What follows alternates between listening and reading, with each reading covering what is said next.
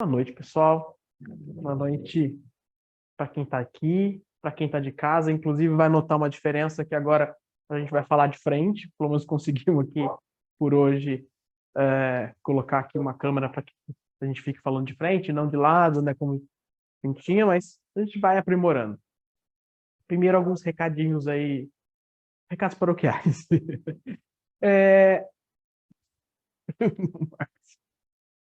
Para quem não conhece a Casa Caritas está aqui. A gente tem trabalhos às sextas-feiras, que é hoje, né, palestra, com passe. Nós também temos trabalho de sábado, que é a evangelização de crianças e adolescentes, e jovens até 99 anos. Então, para quem tiver interesse, os horários da evangelização, eles começam às 9 da manhã, eles são presenciais e online, tá? Então, quem quiser acessar online, quem não tiver à distância, pode acessar online. Quem quiser vir aqui, pode vir aqui. Começam às 9 da manhã, às 9 às 10 para as crianças, às 10 às 11, às 10h15, às 11h30, às vezes 11h40, às vezes meio-dia, às vezes meio-dia e meio. Que é o pessoal da mocidade, que é 18 plus. Não tem ninguém de 18, né? A mais novinha tem 22, mas todos estão convidados. Inclusive, nós vamos começar com um estudo de um novo livro daqui a algumas semanas. E também, para quem quiser acompanhar, o Caritas tem um canal no YouTube. É verdade. E também às 9 da manhã tem um evangelho aqui, que a gente abre para debate, a gente só lê uma página do evangelho e fica debatendo. Ele é online e presencial. Tá? Então, se alguém quiser aparecer aqui às 9 da manhã também, para estar estudando uma passagem do evangelho, para estar debatendo, ou se quiser conectar online, também está à vontade, fique convidado. Como eu participo disso? Participando dos nossos grupos de WhatsApp, porque é nos grupos de WhatsApp do Caritas que são divulgados os links, inclusive os links do pessoal que está assistindo lá de casa hoje, está no link do WhatsApp. Nós temos um canal no YouTube, onde está disponibilizado todas as palestras desde 2020, mais ou menos, né? Quando começou a pandemia, a gente começou a abrir o canal no Caritas, até só 100 palestras, né? E é só procurar lá, Orb Caritas, no Instagram, ORB, né? De Organização Religiosa Beneficente, Caritas. Então, no Instagram, Orb Caritas, no YouTube, Orb Caritas, e no Facebook é Casa Caritas. Tá? Recadinhos dados.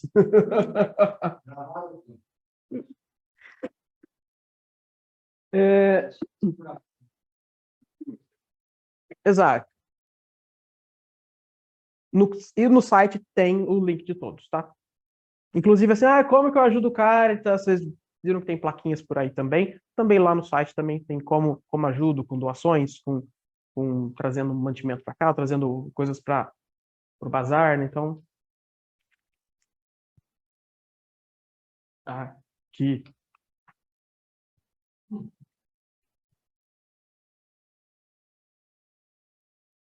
Vou falar de um tema que eu gosto muito. Se alguém já viu alguma das minhas palestras anteriores, sabe que eu adoro contar história. Porque eu acho que tem muita coisa por trás. Eu trago histórias falando das parábolas de Jesus, que eu acho que elas têm uma riqueza e de uma profundidade que a cada vez que nós vamos estudá-la, cada vez que a gente olha para uma delas, a gente acaba descobrindo uma coisa que a gente não descobriu antes. E elas são um modo ilustrativo da qual Jesus usou para nos contar os seus ensinamentos. E a mitologia, ela é um compêndio de histórias da humanidade desde então. E tem muita relação com a tal das leis morais. Eu estou na frente do slide, gente. Tá. Percebi agora. Durkheim, que é o pai da sociologia moderna, ele chama a mitologia de um repositório de instrumentações alegóricas destinadas a adaptar o indivíduo ao seu grupo. O interessante é que ele ao dizer que essas histórias servem para adaptar o indivíduo ao grupo, elas não são só histórias não são só histórias de dormir ou contos de fada ou histórias infantis. Elas têm uma função. Essa função serve para o quê? Para ajudar as pessoas a se adaptarem a certas mudanças, a certas passagens, a se adequarem a essas funções que a sociedade impõe. Já Joseph Campbell, que é o autor do livro, inclusive da qual eu tirei boa parte para essa palestra, ele tem um livro muito famoso que chama Herói de Mil Faces, e ele fala que a função primária da mitologia dos ritos sempre foi fornecer os símbolos que levam o espírito humano a avançar, opondo-se àquelas outras fantasias humanas constantes que têm de levá-lo para trás. Mais uma vez, a mitologia e essas histórias fantásticas ou não elas não servem para entreter. Elas nunca são o que elas aparentam ser. A história não é sobre o Chapeuzinho Vermelho e o Lobo Mau. A história não é sobre a figueira seca. Jesus não queria dizer aquilo. Ele não queria ensinar como que as pessoas devem cuidar de uma figueira. Ele queria dizer uma outra coisa. Então, os mitos eles sempre são alegóricos. O Joseph Campbell, inclusive, ele compara o mito à mitologia do Proteu. Proteu, ele na mitologia grega, ele era o ancião do mar, o sábio, o dono da verdade. Dono não, perdão, o detentor. Ele que detinha muita informação.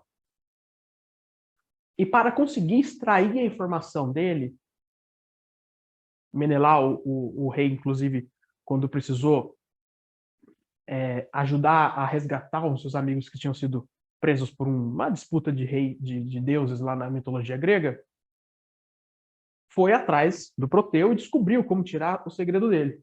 Ele fala, a mitologia é como o Proteu, você tem que segurar, apertar, extrair até conseguir extrair a verdade. E ele vai tentar escapar de você de todas as formas. A verdade vai tentar escapar de você de todas as formas. Só que se você conseguir segurá-la bem, ela vai te dar a resposta. Mas não toda a resposta que você perguntar. É isso que o Proteu fala. Quando o Menelau foi lá procurando os amigos dele que tinham desaparecido, ele não perguntou sobre tudo do universo. E o Proteu, mesmo sabendo de quase tudo do universo, revelou para ele. Revelou exatamente o que ele perguntou. Onde estão meus amigos? Então essa é a função da mitologia. Por quê? Porque aqui, como diria esse pensador, digo, vulgo eu, evolui o intérprete, evolui a interpretação. Mas a história nunca se esgota. Cada vez que a gente vai revisitar aquela história, ela vai nos dar uma perspectiva diferente. A história vai permanecer a mesma. O que muda é o intérprete. Nós estaremos diferentes a cada vez que nós visitarmos aquela história. Nós estaremos diferentes cada vez que a gente visitar qualquer história, seja ela uma parábola de Jesus, seja ela um gibi da Turma da Mônica. A forma que eu interpretar aquilo é isso que nos cabe. Tem gente que olha uma obra de arte toda chapiscada, só jogada a tinta, consegue passar por ela e falar assim, não senti nada. Aí você vai perguntar, o que o artista quis passar com isso? Não sei, às vezes ele só quis jogar uma tinta em cima do quadro. A visão do artista, pouco importa. Mas o que eu vou sentir daquilo é isso que vai importar. Eu posso ter ficado emocionado com uma obra dessa, né? Uma parede chapiscada, um quadro cheio só com rabisco cortado no meio. Pode ter um significado para mim, para outra pessoa que olhar. Ou um outro quadro, ou, né, uma pintura de Van Gogh pode ter um significado também. Então, tudo depende do intérprete e não da história em si. E aí, pensando nisso, senta que lá vem a história, vai começar a história. E se alguém reconheceu isso e deu risada com isso, denuncia a idade, tá? Significa que a pessoa tem mais de 35. Para quem não soube, é do Castelo, é do Rá-Tim-Bum, não do Castelo Rá-Tim-Bum. É antes do Castelo Rá-Tim-Bum. E a nossa história é uma das que compõe o compêndio chamado Mil e Uma Noites. As Mil e Uma Noites eram histórias que Sherazade contava para o sultão, um sultão mau, que matava todas as esposas, e na hora que ele casou com a Sherazade, Sherazade falou assim, eu não vou morrer. Eu vou entretê-lo a cada noite com uma história que não tem fim. E ela foi contando mil e uma histórias. Na hora que chegou no final da mil e uma história, ele estava apaixonado por ela e não matou. Que linda história trágica. Os mitos, eles são meio trágicos. Eles tem um pouquinho um quezinho, né? A grego, então, é tragédia grega, né? Então a gente vai contar a história do Abucazem e as suas famosas babuchas. Babuchas é um sapato. Ainda hoje, vamos imaginar que é o Crocs. Sabe? Crocs é uma babucha. E, lá em Bagdá, eles eram exatamente esse tipo de sapato que você encaixa o pé. Só que o Abucazem, como todo mercador ali de Bagdá, ele era muito avarento. Fazia jus à fama do mercador e não consertava esse sapato de jeito nenhum. Um sapato horroroso, uma babucha horrorosa, toda remendada, cheia de tacinha, a ponto de que ele era ridicularizado na cidade. Todo mundo sabia que ele era um bom mercador, inclusive tinha ganhado bom dinheiro com isso. Mas a avareza dele não deixava ele comprar. Ele falava, tô calçando, tá usando, tá sendo funcional. Vamos esquecer questões ecológicas aqui. Mas o fato é que esse sapato era horrível. Todo remendado, horrível.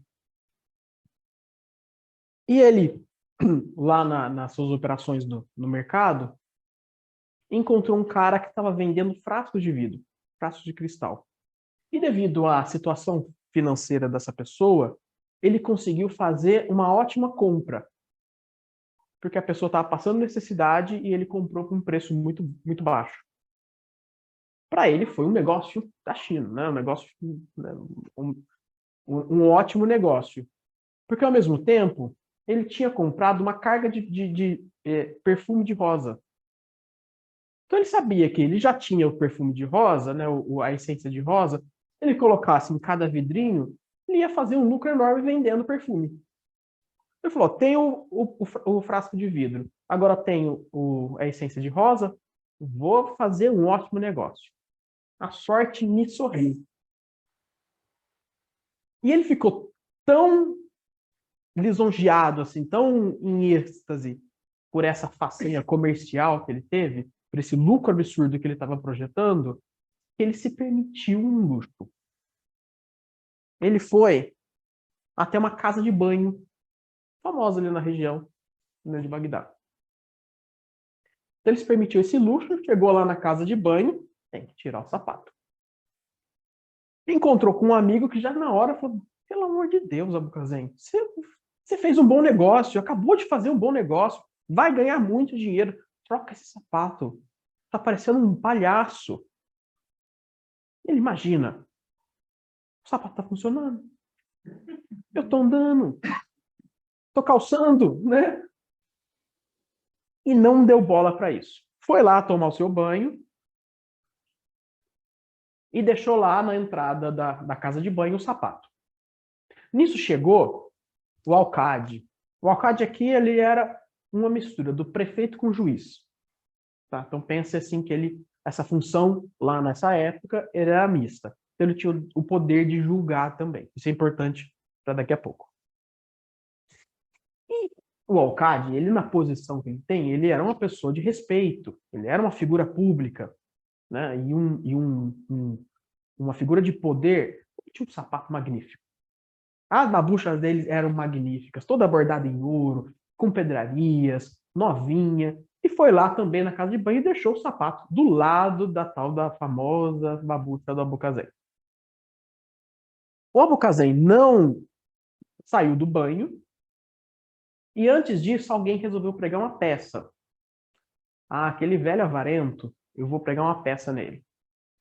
Eu vou esconder o sapato velho dele aqui atrás para ele não achar. Na hora que o Abucazém saiu do banho, não encontrou o sapato dele, encontrou no lugar o quê? Um sapato magnífico, bordado a ouro. Pensou, a sorte me sorriu de novo. Deixaram para mim de graça aqui um sapato. Talvez meu amigo, querendo me dar um presente, não pensou duas vezes, calçou o sapato e saiu andando. Nisso veio o juiz, né, o alcade, junto com seus emissários, cadê meu sapato? Ficou desesperado, achou o sapato velho, horroroso do Abucazém, que a cidade inteira sabia de quem era aquele sapato. Saiu dali, né? Chegou lá, saiu e falou assim: vamos atrás dele, eu sei onde ele mora. Chegaram lá, já pegaram ele usando o sapato com a prova do crime no pé. Foi chamado a juiz, né? Imagina, passou a maior vergonha do mundo e falou: nunca mais quero saber desse sapato. Fui humilhado aqui na frente da justiça, vou me livrar desse sapato. Joguei, vou me livrar desse sapato jogando-o fora pela janela. Só que, na hora que ele jogou fora na janela, caiu no rio. E ele, na hora que caiu no rio, imagina, aquele sapato velho, os pescadores que estavam ali no rio Tigre puxaram a rede, falaram, poxa, pegamos um peixe, né? Não era um peixe, era um sapato. E por ter cheio de taxinha, o sapato rasgou toda a rede deles. Eles ficaram furiosos. Foram reclamar e voltaram, sabiam, porque eles sabiam de quem que é aquele sapato, velho. Do Abucazém, o velho avarento. Chegaram na casa dele, tacaram o sapato pela janela. O Abucazém tinha preparado todos os frascos de perfume em cima da mesa. Na hora que os sapatos entraram pela janela, destruiu todos os vidros. Toda a renda que o Abucazém tinha pensado, o lucro exorbitante que ele teria com a venda desses perfumes, foi embora. Ele ficou furioso. Esses sapatos só me trazem desgraça.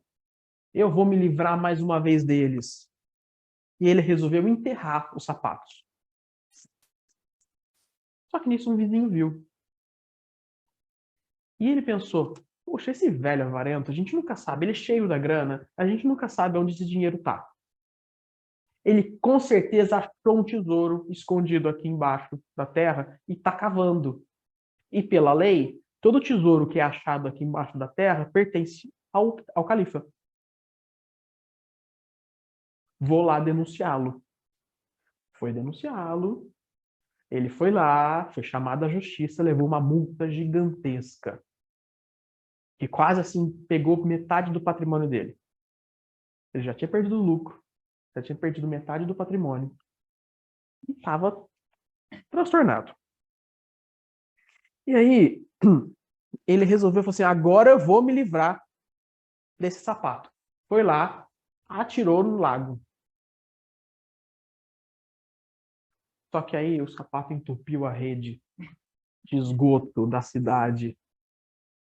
Na hora que foram descobrir o que estava entupindo a rede de esgoto da cidade, que tinha o sapato da Abucazém, que todo mundo sabia de quem era o sapato. Foi chamado às autoridades, de novo levou uma multa enorme, que quase o levou à falência. Ele falou, vou me livrar, agora eu vou queimar esses sapatos. Só que ao queimar, ele falou, vou queimar esse sapato, só que ele está molhado. Então eu vou deixar secando aqui na janela. E enquanto ele deixava secando na janela, o cachorro do vizinho pegou o sapato e arremessou longe. E na hora que ele arremessou longe, caiu em cima de uma mulher que estava grávida. E na hora que caiu aquela coisa horrorosa, fedida, molhada na cabeça dela, ela se assustou tanto que perdeu o bebê. O marido ficou furioso, foi levado à justiça e aí ele tomou uma nova multa. E acabou com o patrimônio dele. E aí, nesse momento, ele virou para o juiz e falou assim: eu não aguento mais. Me livre desse sapato. Por favor, declare que a partir de agora eu sou inocente de tudo que acontecer por causa desse sapato. O juiz deu uma gargalhada. E depois de rir por muito tempo, falou: tudo bem. Então, a partir de agora, você está inocente de qualquer coisa que aconteça com esse sapato. E esse é o fim da história. Muito obrigado por terem vindo. Mentira. Mentira por quê? A história nunca acaba aqui, né? Então, o que a gente pode tirar disso?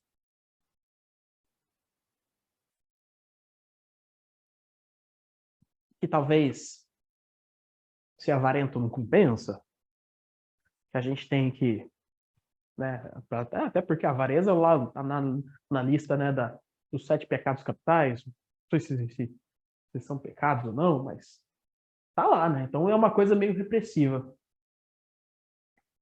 Mas será que é tão óbvio assim? Porque se fosse uma coisa tão simples quanto a avareza, acho que a gente não precisava de tanto detalhe. Não precisava que ela fosse tão complexa quanto ela é. Porque ela vai escalando o problema dele. Essa tem mais, talvez, de 1000 anos, essa história. Não é agora. Então ela serviu para alguma coisa. Chegou até nós neste momento. E aí o primeiro ponto que eu consigo extrair, assim, que a gente consegue talvez pensar, e olhando aqui para o Espiritismo, é a lei de causa e efeito. Eu consigo fazer assim, com uma relação enorme. E vamos relembrar um pouquinho do que fala essa lei. A lei de ação e reação, a lei de causa e efeito, ela não é nem inventada pelo Espiritismo, isso está na física, isso é a terceira lei de Newton, ou alguma lei de Newton. A ordem não importa neste momento. Mas, basicamente não há efeito sem causa, ou para toda ação, há uma reação em igual proporção. Vocês acham que a vida que o Abucazen teve não teria consequência? Vocês acham que tudo que aconteceu com ele foi a ocasião do destino, aleatório, uma má sorte? Ou vocês acham que as ações dele tiveram consequências reais ali logo na sequência?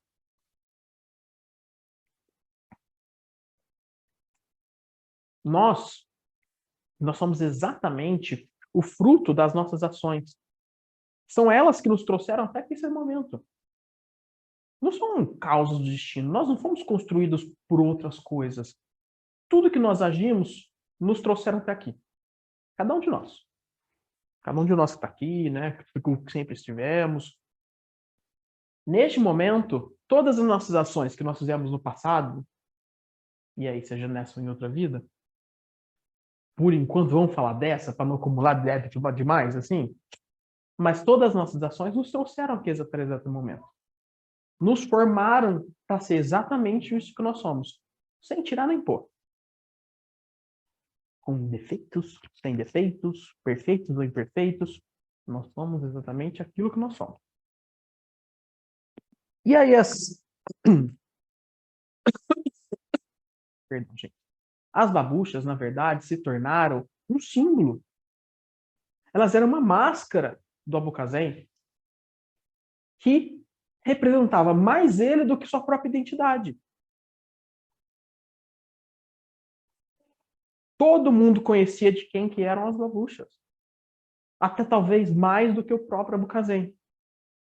E chegou num ponto de que era um símbolo que ele até orgulhoso apresentava. Ele era orgulhoso daquelas babuchas, de ser avarento, de falar, de toda vez que alguém falava daquele sapato, ele falava com orgulho de que ele não ia trocar. Então, ele construiu aquela máscara.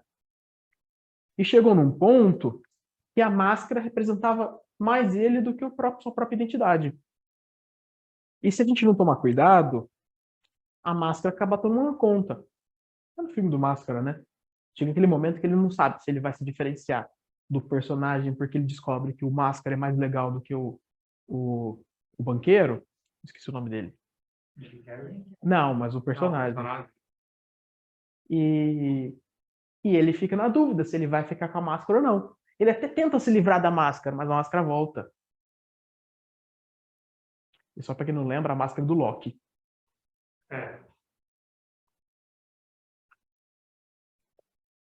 E tem uma outra coisa que a gente não pode esquecer. A lei do progresso. Tudo no universo progride. Tudo está em contínuo progresso. Desde o átomo de oxigênio, desde a pedra do universo, do planeta Terra, da Lua, da Via Láctea. Então, vou te contar uma coisa para vocês. Não é nós, últimas bolachinhas do universo, que vamos ficar de bracinhos cruzados dizendo não vou progredir. Porque isso não vai acontecer. O progresso, ele é uma lei. Ah, que lei é essa, André? Quem que promulgou essa lei? Ninguém. Essa lei provém da divindade. Ela provém, né? Não sei, a gente está vendo isso. Ela provém do próprio Deus. Ela não é exclusivinha nossa que não. Não é exclusiva de uma religião ou de outra, não está nem nos 10 mandamentos. Ela se aplica a todo mundo do universo e ao universo inteiro. Porque ela vem do próprio Deus. Por isso, a gente pelo menos tem um consolo de saber que para trás a gente não volta. E nem parado a gente fica. Porque o universo está em constante evolução. O planeta Terra está em constante evolução. E o que vai acontecer com quem tem mais ficar parado? A vida vai empurrar. E às vezes, nem sempre esse empurrão é gostoso. Nem sempre esse empurrão é agradável.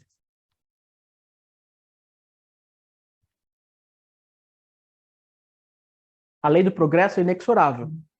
O homem não pode conservar-se indefinidamente na ignorância, porque tem de atingir a finalidade que a providência lhe assinou.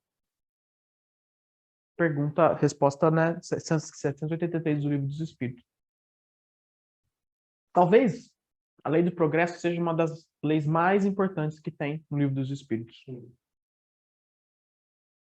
Eu, fazendo uma busca hoje, a palavra progresso, inclusive, é uma das que mais aparece no livro. E não é à toa. Se a gente sabe que a gente tem uma única função nessa vida, é evoluir. Ela não pode ser olhada isoladamente, né? A gente tem que evoluir com caridade, a gente tem que evoluir pensando no próximo, pensando na gente. A gente tem uma função na vida. É que faz parte do caminho e não tem como evoluir sem passar pela caridade e pelo amor ao próximo. Mas a gente só tem um propósito na vida que é evoluir. E a gente tem que saber soltar a máscara na hora certa. E Albucazen, ele fez uma máscara tão formidável aplicada para ele como se fosse um terno feito sob medida. Um vestido costurado no próprio corpo da pessoa. Você acha que ia sair fácil? Não sai fácil. Sai arrancando um pedaço de pele, sai com dor. Porque já fazia parte dele. É por isso que ele tentou jogar diversas vezes e a natureza devolveu para ele. Falou, toma, que o filho é teu. Você que inventou isso daqui, essa coisa horrorosa. Esse sapato que já não cumpria a sua função. Não era mais um sapato aquilo. Ele desfigurou a natureza para criar alguma coisa horrenda que ele chamava de sapato, e a natureza falou, isso aqui não é meu. E olha que interessante, no conto, basicamente os 4 elementos devolveram para ele. A água, o fogo, a terra, o ar, talvez, ali, que ele jogaram para ele de volta, né?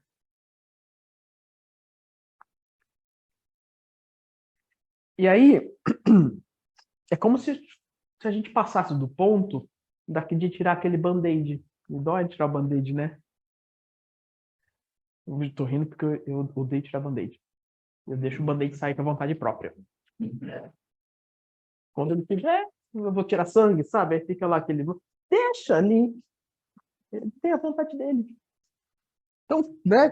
Sair, tirar essa mácula da gente não é fácil. A gente tem ciclos, né? A gente tem ciclos sociais, inclusive, que a gente tem que cumprir. E é por isso que lá na primeira eu coloquei lá Mitologia e as Leis Morais, parte 1, porque vai ter a parte 2. Na parte 2, justamente, a gente vai falar desses ciclos e como a gente utiliza dessa famosa jornada do herói para a gente passar ciclos. Ciclos de crescimento, ciclos de evolução e os ritos de passagem que são necessários para a gente avançar em cada ciclo. Não é hoje, tá, gente? Fiquem tranquilos. A parte 2 não é hoje. E Kardec foi muito sábio ao questionar isso para os espíritos e dizer qual que é o maior obstáculo do progresso. O que vocês acham?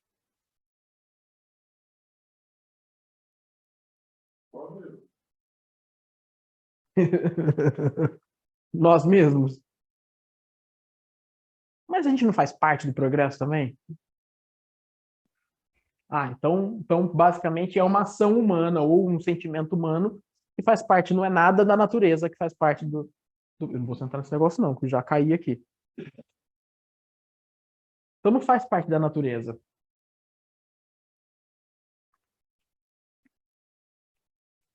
O orgulho e o egoísmo. Duas palavrinhas elencadas pelos espíritos superiores para responder simplesmente essa pergunta. A gente está aqui só para evoluir. Esse talvez seja a coisa mais importante que a gente vem fazer no planeta Terra. E aí, quando pergunto para eles qual é o maior obstáculo para a gente partir para frente, o orgulho e o egoísmo. O egoísmo, talvez, lembra que eu falei que a gente não nós temos que evoluir pensando no amor ao próximo, pensando na caridade, pensando né, no amor ao Criador e à criatura. Não tem como dissociar isso. Não tem como amar o Criador sem amar a criatura. Nós somos a criatura. Né? Então, por isso que a gente fala, perdoai os nossos ofensores assim como nós perdoamos a quem nos tem ofendido. Na mesma proporção. Não é primeiro me perdoe e depois eu perdoo o outro. Ou vou perdoar o outro, depois eu me perdoo. Assim como a máxima, né? Amar ao próximo, assim como a ti mesmo. Também está no mesmo nível. Ele não criou dois níveis de dissociação ali. Primeiro o próximo, depois nós. Ou primeiro nós, depois o próximo. Ou unicamente um, unicamente o outro. Na mesma proporção e na mesma medida.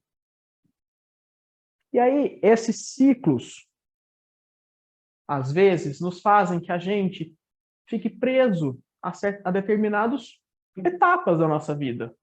Como se a gente fosse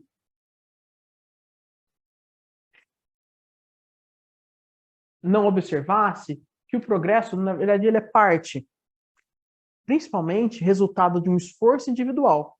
Quanto maior for o nosso empenho, melhores são os resultados alcançados.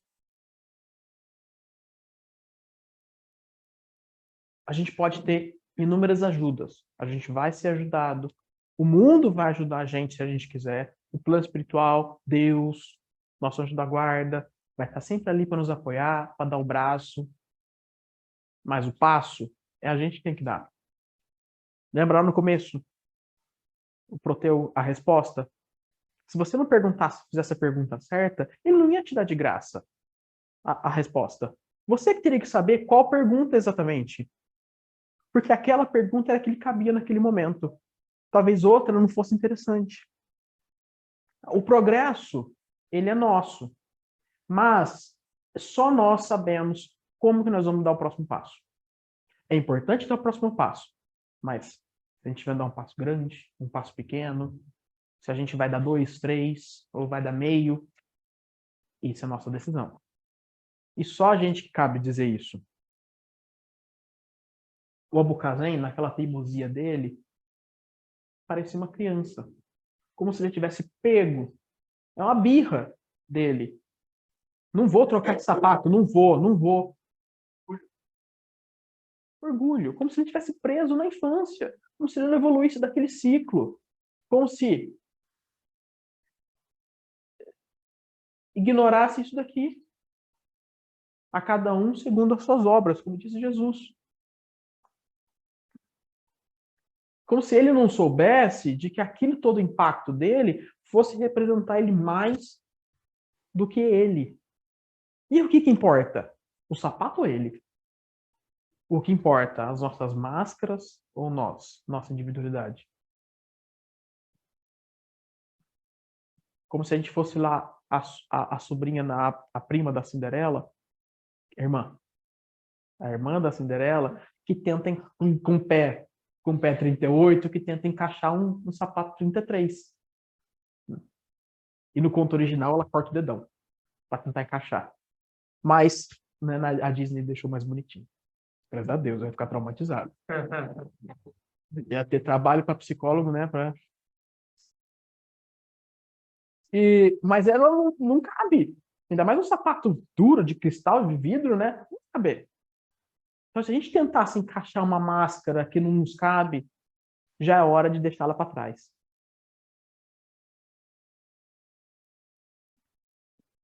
A nossa mente precisa ser exercitada a todo momento,